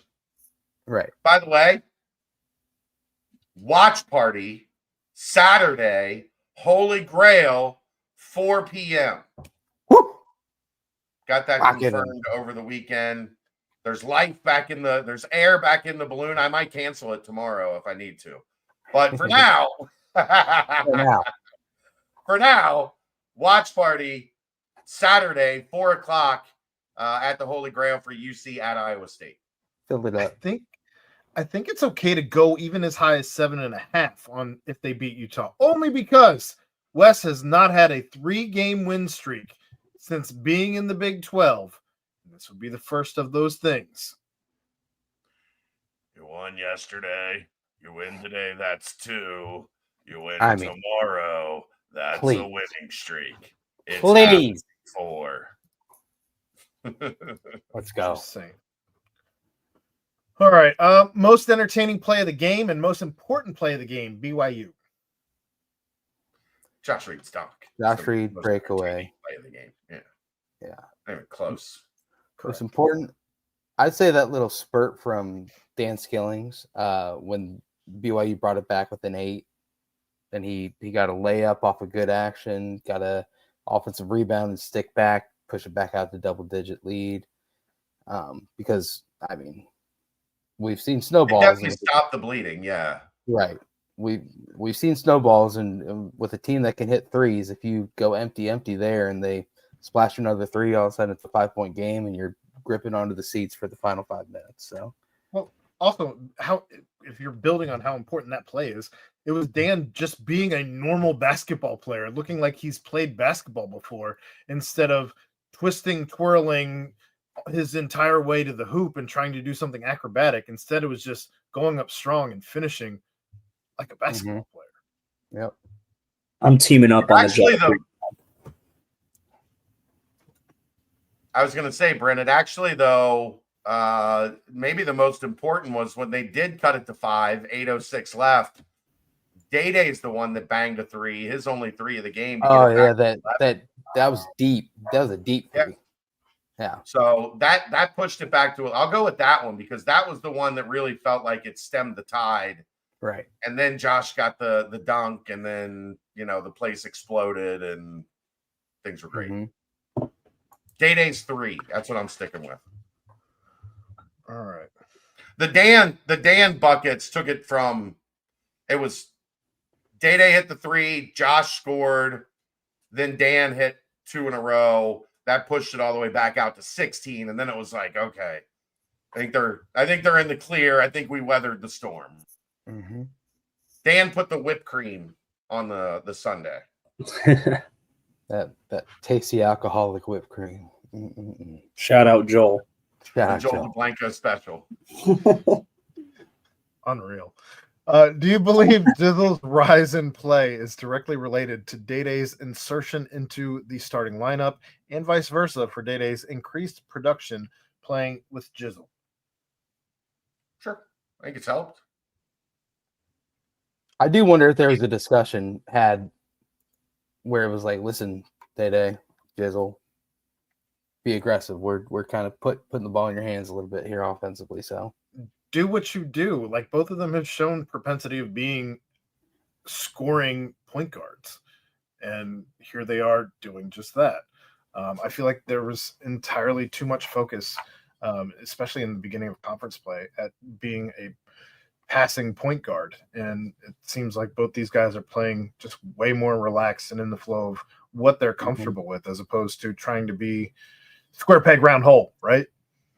Yeah. Well, I think some of that, Aaron, too, is like the belief that like the whole is greater than the sum of its parts, right? Like, we got to get Dan involved and Seamoss involved and the point guards involved and Dylan involved and throwing lobs to Aziz. And there was like a million plates spinning in the air of like, we got to do all these things. And now it felt like the last 2 games, it's just been like, hey, fellas, why don't you go get a bucket? Why don't you just go get a bucket? And like, instead of like looking at it on the outside saying like, wow, we've got 2 point guards that we can literally stagger minutes with and have it be this point guard plays this amount and the other point guard plays this amount. Instead of, why not just looking at it like, these are 2 damn good players. They should be playing a lot more just no matter what. So I think that kind of probably helped out Day-Day's mindset a little bit as well. So all around. Tucker, I think they were trying to force feed Dan more than they were even Seamoss. I mean, both of them were not working. Neither was working. Right. All right. Last question in the basketball portion of the mailbag. Which character, or actually, that was the... Nope, just kidding. Last question, basketball portion of the mailbag. Which character from the movie Dodgeball best personifies each member of the team? I haven't seen Dodgeball in 15, 20 years. So I wouldn't even know where to start. So that you guys can have this one. I don't know when the last time was I saw this movie. Brent, you seem like you've watched Dodgeball a bunch. I mean, it's been a while, but let's see here. So Peter LaFleur was Vince Vaughn. So who would that be? Gotta be Day Day right now. he's Well, pulling the team. Steve the Pirate. He was. Who's Steve the Pirate? Maybe Aziz. Who's the guy with the glasses? That's Josh Reed right now. He just like Gordon. turns into a monster. Yeah, Gordon is him. Patches O'Houlihan is Wes Miller. Who's White Goodman? That's Ben Stiller's character, just the arch nemesis. It's got to be Coven Sampson and the entire Houston Cougar team. That's all I can think of. Dan is Steve the Pirate. Okay, I can get behind that. Hickman is Justin Long. All right, sure. Let's see here, and yeah, that's kind of everyone. Bateman was hilarious as the color commentator of that one, though. Yeah, the Ocho. Bold strategy, Cotton. See how it plays out. Yeah, plays out. Yeah, I think that's everyone. Owen, we got Owen. Yeah, who knows? That's about all I got with the old dodgeball thing. But Patches O'Houlihan, Wes Miller coming out. Patches O'Houlihan. Let's get some happiness in this team. Fire up the squad. Real quick, just want to let you know. The baseball mailbag is open. If you have baseball questions, feel free to drop them in the baseball mailbag. There's also a 2025 Bearcats preview in there by Tim Adams as the baseball team opens up their season on Friday, February 14th. So just real quick there. Still trying to get on that plane to go out to Vegas and San Diego. That would be nice. Sounds delightful. Fire up Bearcat air. Bateman is Dan Horde. That's fantastic. What happens first? UC wins. There's one last question in the banks. What happens first? UC wins the Big 12 in football. Taylor Swift sets foot on campus, or the Bearcats go to the College World Series. I mean, the only thing I can see why Taylor would set foot on campus is Travis having his jersey retired. And he said he does not want that to happen until he has retired from the game of football. So the question then becomes, how much longer does Travis play? And then you add a year, and do we think the UC wins the Big 12 in football or goes to the World Series before then? Because I do think she would come if he had his jersey. Absolutely, I do think she would come. Do the Kelseys get a tandem statue? I would give them a tandem statue. They are going to make so much money. Just saying. After football, like exponentially more money after football than they made playing football. So yes, I would put a statue. Where would you put it? The grid. You could put it right. You could put it right by the Nippert little mantle thing over by the student section, kind of right in front of that. Yeah. I like the grid. Like, give them their own spot on the grid. You put a 10 up there every game day. Everybody can come party with the Kelseys. You got to fight for your right to party with the Kelseys. A horrible idea. It is wild because like Nippert's just not the prototypical like massive off right side stadium where you can have a definite spot to put a statue. So yeah, I agree. But gosh, I believe in Mitchell a lot. I was gonna say I think the College World Series is probably the best percentage chance thing to happen. I agree. Winning the Big 12 in football. There's no dominant team, but that's a big ask. Oof. It's tough. How about T Swift? She was on. She touched foot in Clifton. That'd be nuts. Aaron would be so excited. So God. mad. Could you imagine like the hoops he would have to jump through to get down to the field in the fourth quarter if Taylor was there, and how mad he would be? Wouldn't even try. Sorry. Like the elevators down from the press box are completely shut down for the whole second half. They're like, at some point, Taylor Swift will be coming down these elevators. I always take the stairs down to get down in the fourth quarter. Same. Got to get the steps in. Catering, well, no, because catering is always taking up the elevators, getting all their shit out of all the suites. Oh, okay. There's an elevator for catering and an elevator for humans. They don't use it. They don't use it.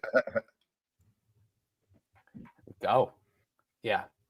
Just Sean is right. T Swift is so influential that most popular female in the world.